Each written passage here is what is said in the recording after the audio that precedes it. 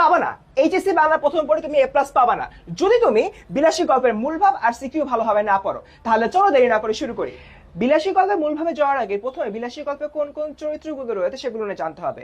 প্রথমত বিলাসী, দ্বিতীয়ত মৃত্যুঞ্জয়, তৃতীয়ত ন্যাড়া যিনি এই গল্পের গল্পকথক হিসেবে কাজ করছেন, এবং সবার শেষে চতুর্থত জ্ঞাতি খুড়া রয়েছেন। এই জ্ঞাতি খুড়া অতটা ভালো একটা ক্যারেক্টার না।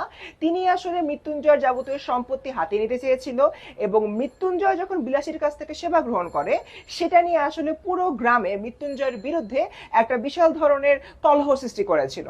যাই হোক, এবার যদি আমরা চিন্তা করি এই বিলাসী যে গল্পটা রয়েছে এই গল্পের অন্যতম প্রধান জায়গা হচ্ছে সমাজের কুসংস্কার ছন্নতা। আমরা এখানে দেখতে পাই মৃত্যুঞ্জয় যে চরিত্রটা সে একদা খুব অসুস্থ হয়ে যায়, তাকে সেবা যত্ন করার মতো কেউ থাকে না। তখন এই যে বিলাসী চরিত্রটা রয়েছে সে মৃত্যুঞ্জয়কে হচ্ছে নানানভাবে সেবা শুশ্রূষা করে। পরবর্তীতে যখন মৃত্যুঞ্জয় সুস্থ হয়ে যায় তখন মৃত্যুঞ্জয় মনে করে এই বিলাসীকে তার বিয়ে করা উচিত, এবং তাদের মধ্যে প্রেমের সম্পর্ক ঘটে এবং তারা একে অপরকে বিয়ে করে ফেলে। ঘটনা হচ্ছে এই যে আমার বিলাসী চরিত্রটা রয়েছে সে আসলে ব্রাহ্মণ ছিল না, সে হলো নিচু গোত্রের হিন্দু সম্প্রদায়ের লোক ছিল। একজন ব্রাহ্মণ আবার নিচু গোত্রের হিন্দু সম্প্রদায়ের লোককে বিয়ে করতে পারবে না, এই ধরনের একটা কুসংস্কার ওই সময় বিলাসীদের যে গ্রামটা সেই গ্রামে বিদ্যমান ছিল। তাই মৃত্যুঞ্জয় যখন বিলাসীকে বিয়ে করে, যিনি কিনা একজন সাপুরের মেয়ে, তখন মৃত্যুঞ্জয়ের যে জ্ঞাতি খুড়া সেটা নিয়ে নানান রকম ঝামেলা করে এবং গ্রামের লোকজনকে একত্রিত করে বিলাসী এবং মৃত্যুঞ্জয়কে প্রহার করার জন্য মৃত্যুঞ্জয়ের যে নিজের বাড়িটি ছিল সে বাড়িতে হলোকে যায়, এবং দেখা যায় যে গ্রামবাসীর অতর্কিত আক্রমণের পরবর্তী সময়তে বিলাসী এবং মৃত্যুঞ্জয় তাদের জায়গা থেকে গ্রামটি হলোকে ছেড়ে দেয়। এরপরে দেখি বর্ণ বৈষম্য।